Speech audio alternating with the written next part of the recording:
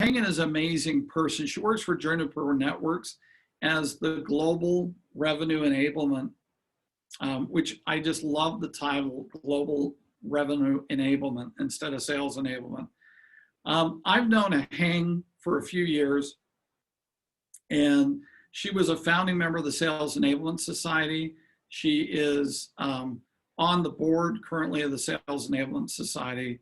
And Hang just recently published a great book. And Hang, you don't know the story, but it's kind of funny. Somebody that we mutually know reached out to me and said, hey, have you heard of Hang's new book? You should read it. And I said, yes, open the cover and look at the endorsements. And like, oh yeah, okay, I thought you meant another Hang Black. But Hang wrote a great book that really has helped me understand. I deal with a lot of young people who are trying to launch their careers. And I think there's one of the challenges that we face sometimes as leaders or people in my situation, I'm in a position of power as a professor to encourage a young person to develop professionally. And I think some of the things that Hang brought out in her book just really helped me identify some of those things that I just didn't understand. I think it's an amazing book, and I look forward to hearing more from Hang today. And she's hoping to do an interactive session where she's going to start off and then be open to questions. So without further ado, I'll turn the time over to Hang and look forward to visiting with you, Hang. Wonderful. Thank you so much. I do want this to be interactive, but I'll start a little bit with the story. As Howard mentioned, my name is Hang Black. I am the VP of Global Revenue Enablement at Juniper Networks, but more importantly, I am a Vietnamese immigrant, a dedicated mother, and an unapologetically ambitious woman in high tech. The reason I wrote this book is because the discussion about inclusion and diversity is incomplete without a conversation about access. Without equal access to resources, people, and tools, valuable talent and valuable prospects and opportunities will be left out and left behind. So I'm going to ask you today, take yourself off mute for just a second or put it in the chat. What do you think is the single most important driver of loyalty? Now, I know you're good students, so you should know the answer to this. If customer loyalty is defined as people buying more, buying again, and recommending to others. And your options are company and brand impact, product and service delivery, value to price, or the sales experience.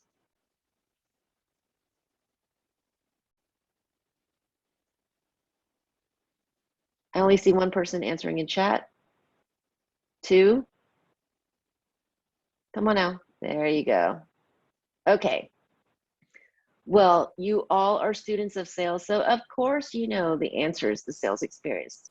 But did you know that it is more than all the other 3 combined? Why is that? People buy from who? People buy from people. So let's talk about those people. What does selling look like? Who is actually your audience? I'm going to talk a little bit about representation and why it's important. In my book, I talk about in a bowl full of yellow Skittles, a blue one stands out, which is great for branding, but it really sucks for belonging. What if you're selling to a world of multicolored, multi-shaped candies? And in that experience, you get to enjoy the deliciousness of each one. When we are all different, then our voice is all the same and carries the same weight. Why is this important?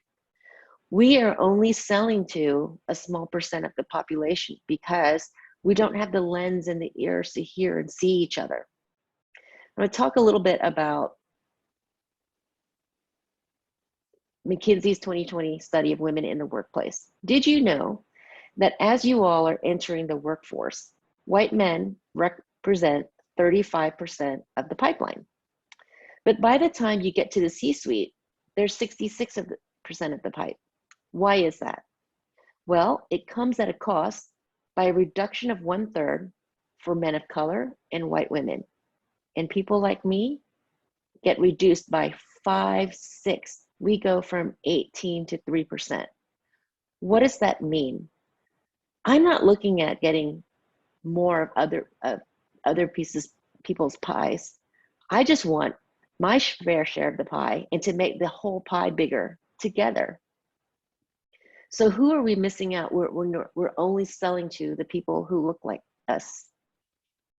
We're missing the opportunity we're missing the opportunity to meet our undiscovered heroes. So I'm going to ask you, what is the definition of a minority to you? Is it gender? Is it race? Is it age? Is it tenure?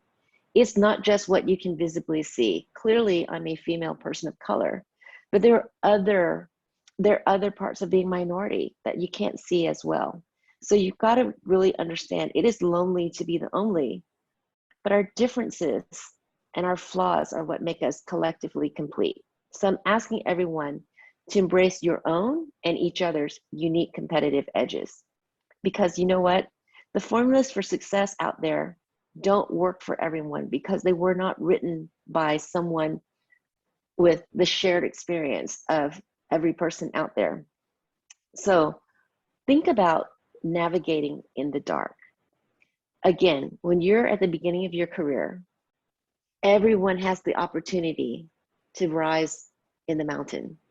But as you go up, certain people have tools, Sherpas that you didn't even know existed. And you may not even know that you're navigating your path in the dark. And you're struggling to climb with your bare hands when all you really needed were grappling hooks and to find the person that's going to give you the secret code to the secret door.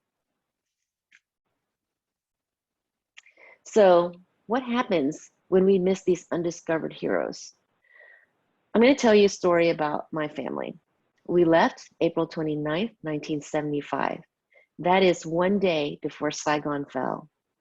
On land, my family, including 8 siblings, my parents, that's 10 people, crawled into a car the size of a VW Bug along with two of my father's subordinates. That's 14 people in the car the size of a VW Bug. We rolled around for hours to try to find an escape path out of Saigon until we got to the port and were able to leave. On the rocky ocean, what that meant was I was only 2 years old, and we had to jump from a smaller tugboat to a freighter, which is about a 2 to 3 story difference. So what you have to do is wait until the wave comes up to reduce the distance to 2 or 3 feet, and then you catch a docking line and then climb the rest of the way up. So I couldn't do it by myself. So what happened was my mother had to hand me to a complete stranger who then tossed me onto the freighter to another complete stranger who caught me by one chubby little hand when I was 2 years old. When we got to the US, we were sponsored by a Lithuanian family who themselves were immigrants and wanted to pay it forward. So I did everything I could, even growing up in the poorest of the poorest public school systems. But I managed to get a degree from UT Austin in chemical engineering. So I followed the path until I didn't. Well, what does that mean? As you move through your life and your career, you will have opportunities to break barriers. Everything in my DNA really led me to just sit down and shut up. And how did I get past that? You have to be able to see when you have opportunities to drive change in your life. What will generally happen is there will be a forcing function, but do you have the eyes to see it? Then someone will make an introduction to you. Do you have the ears to hear them? And then what you will need is a risk taker, an ally to help you along the way. What does that look like for me? You may ask, how did a chemical engineer end up in sales? Well, I was an engineer for almost a decade, and I have actually 3 patents in semiconductor manufacturing. But my heart was always in sales and marketing. I always joke that I went into engineering because I love solving complex problems and I love numbers, but I went into sales eventually because I like numbers with dollar signs in front of them a lot more. How about you? So what happened then? I wanted to go into sales and marketing, and the only way to do that was to move to California from Texas. Well, my husband at the time, he worked at Cisco, and they really didn't like the idea of losing him. So they said, well, if she wants to go into sales and marketing, we'll take a risk on her. Forcing function, I moved to California. Introduction through my husband at the time, and the risk taker was Cisco Systems. I myself took a 25% pay cut to basically start over in a new college grad role as a product manager, and after having a career already. But that's okay. I took a 25% pay cut, which I recouped in 6 months. Now, what happened next?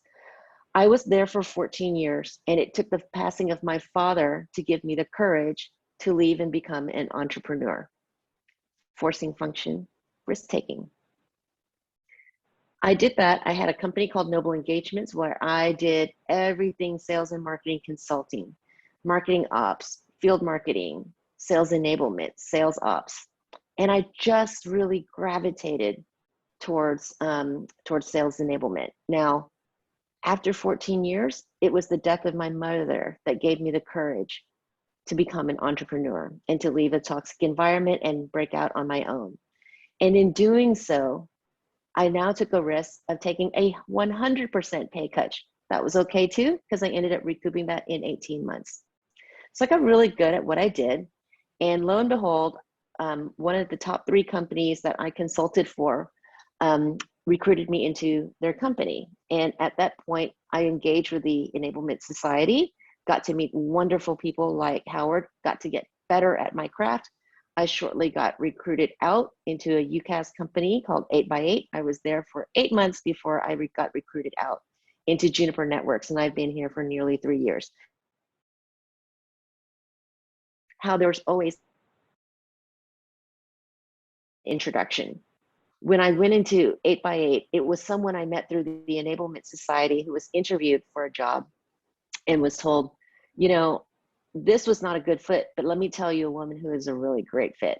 And as I learned to network and brand, I got recruited out into Juniper because one of the C staff reached out to me, made an introduction, and the hiring manager took the risk and hired me in.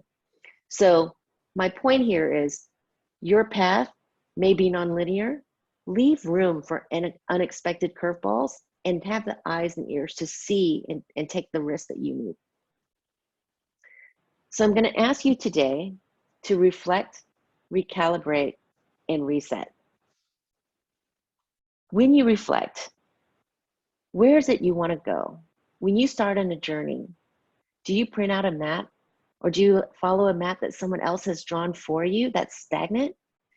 Or do you look at where you are and see where you want to go? Once you've reflected, recalibrate. How am I going to get there? What stories have I been following that don't serve me anymore? What should I take with me and what should I leave behind? And then finally, reset. This is where the hard work is. It's uncomfortable, but it is the difference between dreaming and doing. So I'm going to ask you today to if you feel like an outsider, to go from misfit to maven. And what does that mean? Really own where you are and decide on where you're going to go. Take a pen, jot down, and start today. And I'm going to leave you with a few words. Make sure to pave your own path. C, for clear. Be deliberate in your priorities. Identify your value and your purpose. L, Learn from your experience and your experiments. Become relentlessly relevant. Get really damn good at what you do. E, what is your specific edge? Find your superpower. It is that tenacity that is shaped by adversity and the gratitude that comes from scarcity that will give you that competitive edge. A, even if you weren't born with access, doesn't mean you can't create it. Curate your own community of mentors, sponsors, and allies. And finally, R, once you get there, pave it forward. Because everything you've already accomplished is a mountain someone else has yet to climb. Maybe you can give them a hand up. And one of the ways that I give back, you know, one of the things that Howard has talked about is I believe very much in access. And I believe that there's no point in privilege shaming or victim blaming. So I wrote this book to put together 30 years of experience of going to webinars, of life experience, of reading books, of getting executive coaching that a lot of people aren't going to get access to. So part of it is going back into venues like this to share back, because I believe that in order to shape the future, we have to work with the future, which is you guys, because guess what's going to keep people like me honest and relevant is to learn from you.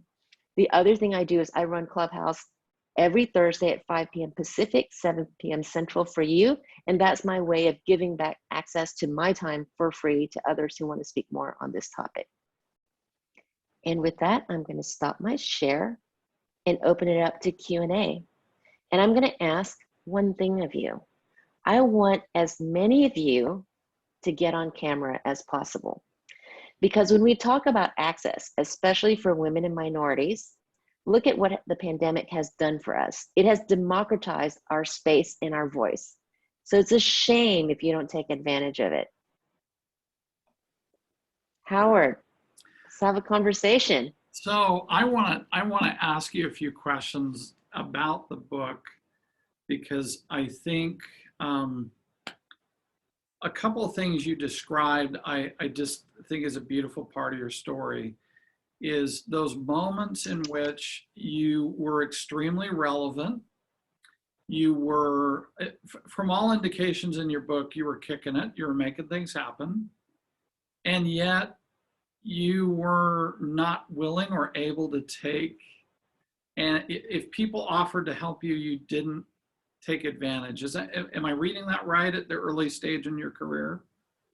Parts of it, yes. So, and I'll, go ahead. Well, so the question is, can you kind of walk us through a little bit why you think that was? And then if you were to advise someone who is wanting to mentor somebody, give them some coaching on how to do that, because that was an awakening for me to say, oh, I need to try harder. In fact, I actually went after one person I felt that I really should be mentoring. By the way, I've still failed. I have not been able to develop the mentoring because they don't need it, right? Haha. They don't need the mentoring. But yet you and I know that it's a critical moment, right? That the mentoring should be there. So help us kind of think through that. And obviously you did a better job. I have a lot that went through my head since I read the book. So that's a memory I had that I thought was impactful. I get it. And you know, what's been really important for me has been that, of course, immigrant women resonate with the story. Ann Oaks actually joins my Clubhouse every Thursday. She's been very, very faithful to the room. But what I will say is that the journey was difficult, and it was, you know, like you said, I was kicking ass after I left AMD into Cisco. And what happened was when I had children, there were assumptions made. People were making decisions for me. So whenever I raised my hand for a project, they would naturally assume she's got young children, she's not going to be able to do it. They opted me out. And it's interesting because when I hear my allies talk about, well, women don't speak up, They don't raise their hand. We've got to make it more open for them. I also challenged them to say, but did you actually really have the ears to hear them? Did they really raise their hands and you just didn't notice? Because we all have unconscious biases. I do too. And I work hard every day. People ask me, how often do you reflect, recalibrate, reset? I'm like, every damn day. When I have a big decision to make, I reflect on what are my biases that I'm coming in with. As far as coaching and mentoring, of course, mentoring is really important. And what I would advise everyone here is make sure that you get mentors from everywhere, above, around, below you. Some of my best mentors are the people who actually work for me because, again, they make me relevant. I don't know if you guys saw the recruiting video that I put out on LinkedIn. I actually hunt for unicorns all the time. So my audience tends to be very diverse. And guess what? Diversity begets diversity. So I had to cut my video because I had too many women, too many Portuguese speakers, and too many Vietnamese speakers. I actually had to make an effort to hire more white men into my community. So of course the immigrant women resonated with the story. Immigrant men resonate with the immigrant side of the story. White women resonate with the story because they resonate with the female side of it, and it helps them understand their immigrant sisters. What has been fascinating for me, Howard, are the white men who've read it and were like, I just didn't understand and know, and this is how you're helping me, and they buy the books for their other leaders. But to answer your question, I think what's even more important than mentoring is sponsorship, and even beyond that, allyship. And what I mean by that is when you talk about mentoring and sponsoring, that's a very one-to-one conversation, right? But when we're looking at becoming an ally, and allyship is bidirectional, by the way.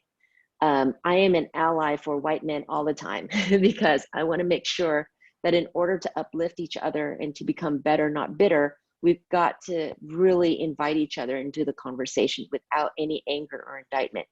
So when we look at building programs, Howard, are we checking in with the people that we're building these programs for and advocating for? Because I can tell you in 30 years of diversity programs, there are a ton of programs where I can look at it and go, nah, this is not going to work for me. It wasn't designed by people like me. It wasn't checked by people like me, right? And so the difference between allyship and sponsorship would be that in an allyship, you're looking at bringing the whole class with you. So if you look at MLK and JFK, they were not individually helping each other's careers. They were uplifting communities together. JFK could not have done it without MLK, and obviously MLK could not have done it without JFK. Does that help? It does. Do other people have questions? I know there's at least one request before we end here to put the link back up for the webinar, the weekly webinar. So what you have to do is you have to go on Clubhouse and you have to add a link. What I will do is I just put a link up on the on LinkedIn, and I have to find it and I'll drop it in. But you have to. It's mobile only, so it's like calling into radio. You can raise your hand, and I will let me go grab that link and I'll set that in before we leave. Okay. Do we have any other questions? Any other questions? Don't be shy. This is your opportunity for access. An, do you have a question? I'm so grateful for, Dr. Dover, you mentioned Hank's book, and it was such a good read for me, and it was necessary. Yeah, it's, I think the beauty of, what I really like about the book is how transparent it was. I mean, you really talked about the reality of this very successful person who is having this very interesting life that is kind of hidden. And so to me, I looked at that and I said, wow, that I need to be more sensitive to not just the success that somebody's having, but maybe the struggle that's happening below the success. And I think you brought up something interesting around this idea of um, I, you know, people making decisions for you instead of just really giving people the opportunity to tell you what they're trying to do. I think that just happens. I'm always cognizant of the fact that we obviously have very diverse people, and when I know sensitive information, it's interesting to say, I'm giving you this opportunity, and you tell me if your special circumstance is the reason, and it isn't going to change anything in your career. But I want you to have the opportunity.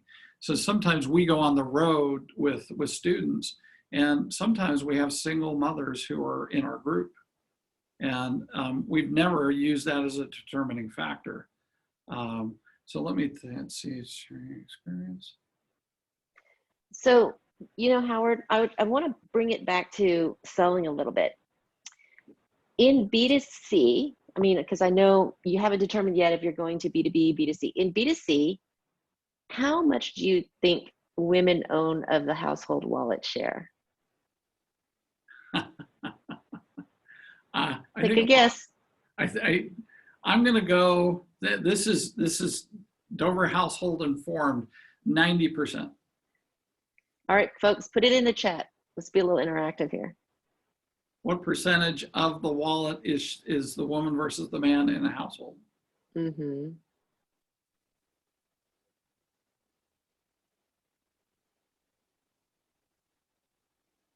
We got 25, 40, 85, 81% is the answer. So if we have a bunch of people calling on other men, how much of the wallet share have we just lost in a B2B environment? Millennials, we've talked about the buying circle has expanded, right? I would actually argue that the selling circle has expanded. They just don't know that yet. So I run master classes on social selling for e-staff. And here's why. When you are buying now, and even when you're looking for a job, you're not just looking at your AM, you're looking at the CEO, you're looking at the CFO. 44% of millennials do not want to interact with sellers at all during the entire sales process. So you have to engage them where they are, which is online. And they're already looking at you, right? So you have to show your thought leadership. And part of your thought leadership is who are you also engaging with? Are you also only engaging with people like you? Or do you have the thought leadership to engage with a lot of different people with a lot of different breadth? So that's really something to think about also. If you expand your community, it's not only the right thing to do, you're expanding your prospecting circle. Yeah, social networking theory is very fascinating around that, right? That one of the challenges that you face if just when you take a look at it, if you could map it out, and LinkedIn used to allow this on your LinkedIn profile, but now they don't, is if you could map out the kind of spatially map out your networks. It's interesting to see if everybody that you know knows everybody else, then actually your network is very, very, it's not very powerful, right? You'll be very insular in your communication and in your impact. And what's really amazing is when you actually move out in network theory, you create a tie to a person that is in a network that that nobody in your network knows anybody in that network. Those are called huge. They're huge ties. They're actually bridges. And people who have more of those can be extremely impactful, right? Because their capacity to tap into broad spectrums of different nodes, different nodes and spaces. And so that's one of the challenges in networking, right? Is to make sure that we go broad, not just deep within the area we're comfortable, but to go broad into spaces and get to know lots of different people. I mean, you and I are part of the Sales Enablement Society. We'll give a little pitch to that Sales Enablement Society is a great global community. That's how you and I know each other. That's right. And It's interesting with Sales Enablement Society people, for the most part, I usually take the call and try to visit with somebody if they identify with that group. And it has expanded the amount of people I've met and I know, and it's a really impressive group of people. But it's a new area for me, right? It was not an area that I was swimming in before. Yeah, and you know, what I want to challenge folks to think about is the job that I have, sales enablement and now revenue enablement, didn't really exist in its current form 10 years ago, right? And so that's what I mean by making sure that you're open to unexpected curveballs. And the way you do that is to keep expanding your community. When we talk about becoming, you know, going from misfit to maven, and you know, we'll wrap it up soon to be timely. Part of it is, do people, as you're moving up, do people have the eyes, they can see you, but do they see you as a doer, or do they have the eyes to see you as a leader? And if they can listen to you, did they have the ears to hear you in your career? So, you know, going back to sponsorship and allyship is, in order to build credibility, which is hard to earn, easy to lose, and harder yet to recover from, there are two things that you need: trust and competence. The problem with trust is our amygdala makes us afraid of anything new and different. So how do we get over that? We have to keep challenging ourselves and challenging our unconscious biases so that we keep opening our circle so it's no longer new and different. And then competence, make sure you're really, really good at what you do. And then make sure that you, once you get really good at what you do, be open to those mentors and sponsors and allies like Howard, who reached down to you for help, because I was the very, very stubborn immigrant woman who was like, you know what? I'm going to go do it the hard way because I'm that good. And you guess what? You know what I learned? I was just that arrogant. And with that, I will close my talk so that you all can have the rest of your day. And I'll just go in the background and listen in when I can. I want to make a statement on this, and I hope you'll either give your final tidbit on it as well. One of the things that I've learned at UT Dallas, in fact, the beginning of the semester, one of the newer faculty that came off the street came up to me and said, so have you figured out who's going to go win the national event this year? Have you picked your national winners? And I looked at him and I said, I learned a long time ago, I can't figure that out. What was interesting to me, Hang, is he perceived I could pick them out from day one of class. Isn't that fascinating? I don't want to condemn that thinking, but I do want to question the thinking. And I said to him, I said, let me tell you something. I can't pick them. I let the experience and what we're about to do, let them grow and come to a level where they achieve what they're able to achieve, and then we determine who was the greatest, right? We don't pick them.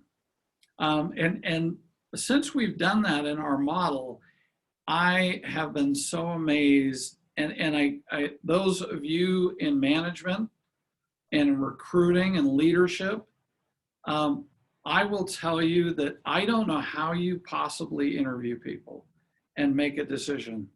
I really don't, because I really, as I've watched these college students, when I interviewed them at the beginning of the semester and then at the end of the semester, and then I let them just perform, what my bias would have immediately made me choose the wrong people that I think would have been great.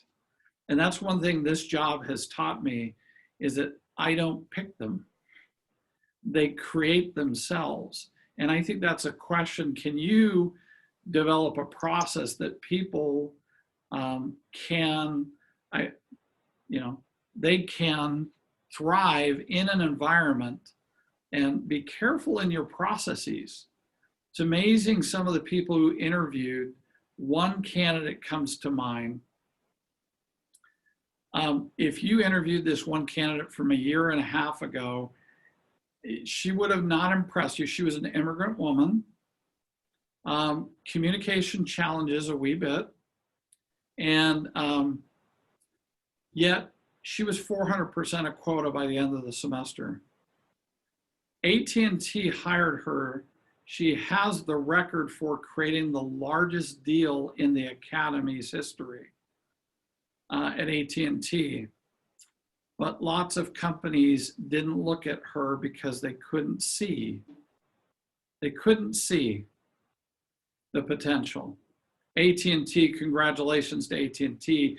They did see the potential. And once again, the numbers showed she could do the job. But the interviewee would be challenged in identifying and saying, oh, right, so I'm going to pick on myself as a white male for a moment, Hang. As a white male, I'd say, oh, she doesn't communicate clear enough to address my customer base. Therefore, right? And yet, evidence shows differently than when given. She was thorough on cadence. She was intense in relevancy. Right? She did things that other people just glossed over. And that's why she was phenomenally successful. It's amazing, right? And yet the bias caused a lot of people not to look at this person. She ended up with a great career. But it's interesting, isn't it? How people sometimes allow, even just a normal process of an interview can create an opportunity where you don't see the potential of somebody. Yeah. So let me challenge a few phrases and, provoke a little bit of controversy. Awesome. Here's some phrases that I think reek of privilege. I'm so looking forward to this interview. I haven't had to interview for the last 20 years. Okay. Why is that? Because you've had access, but I'm not privileged. I have to work hard for everything you do. But you've never had to interview. You haven't had to interview for 20 years. Okay, that's one. Second one, don't be afraid to fail. Can you think of why that is a privileged statement? I can't, so enlighten me. Some people, think of my family leaving Vietnam. We had one opportunity. You missed the boat, you literally missed the boat. Yeah. Right? And if you're becoming an entrepreneur, what if you spent every last dime? You went to the bank, took a mortgage out on your house, and you fail. I don't have daddy to go back to for another $1 million check. What if you blow your internship or your internship interview? My mommy doesn't have another connection that I can ask for. Right. So don't be afraid to fail is very different than take judicious risks, right? So these are the language and behaviors that we have to think about when we're expressing them. It comes from a good place. Most things do. I really believe in APIs, assume a positive intent, but we have to look at the language we're using and how it diminishes certain people who are already struggling. So I will go ahead. I'm gonna challenge you back, and for those that want to go for a break, you can. I'm enjoying the conversation. So, so I love what you just said about it's okay to fail, because you don't know a lot about me either. That I came from a very poor household, and my dad was a janitor. He ran away from home because he was beat. At age 13, during the Great Depression, he left his house and never finished school. So I was raised by a very uneducated man who was a hard worker. he couldn't afford to fail, right? So I came from a very humble background. I'm the first generation college student. I almost didn't want to go to college. That's its own story. But I also think, I guess I would temper your don't be afraid to fail. I agree that that's insensitive. However, once you have built a network, you need to, if you have mentors who are giving you, who are trying to provide that growth, I think you need to be open to be, that we grow by taking a swing at something and sometimes missing.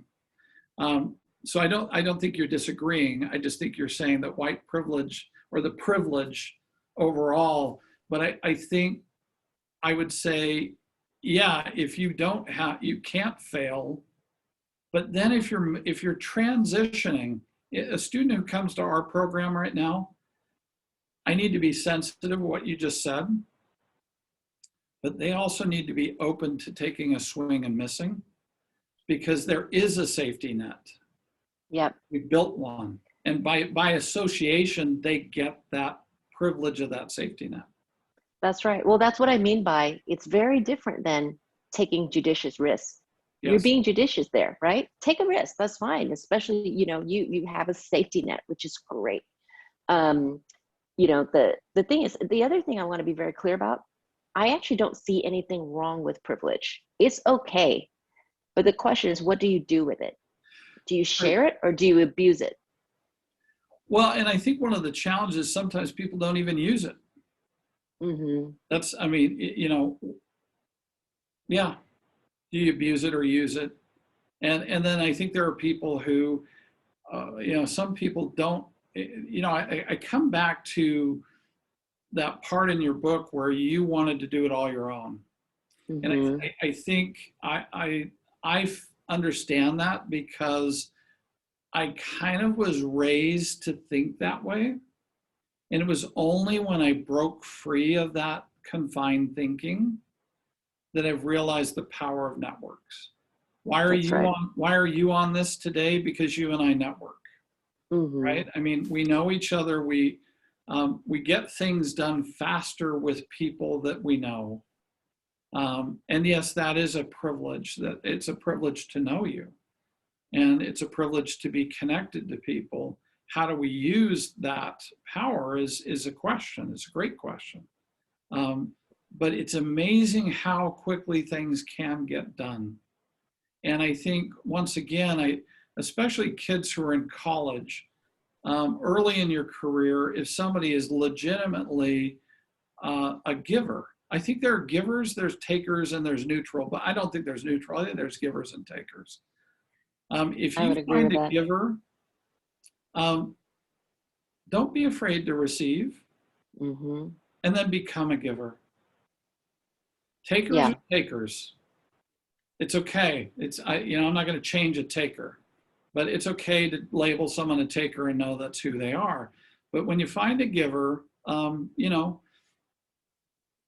be afraid to receive, because they want to give. Why do I do what I do? Because I can. So it's interesting to me